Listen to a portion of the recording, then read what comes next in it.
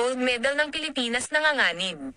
Kumusta mga idol? Nakakabahalang balita na naman ang kinakaharap ng Philippine Olympic Team at ng Gilas, sa pagkasangkot sa pangalan ni Justin Brownlee na di umano gumagamit ng isang banned substance na carboxy-THC, o ipinagbabawal na gamot. Ang substance na ito ay cannabis o marijuana, pero nilinaw ng isang source na hindi ito isang performance-enhancing drug, na maging alakobi si JB laban sa China at Jordan.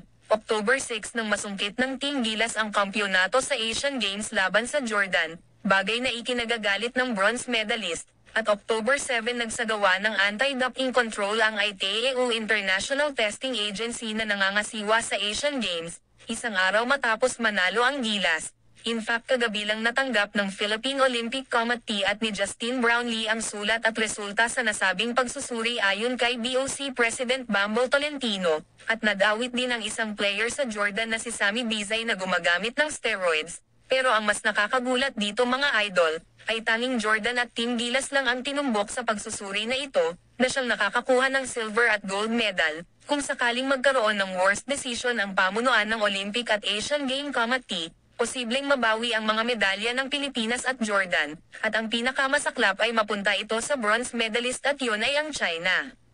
Sobrang pambubuli ito pag nagkataon mga idol. Pero wag tayong mawalan ng pag-asa, alam nyo kung bakit.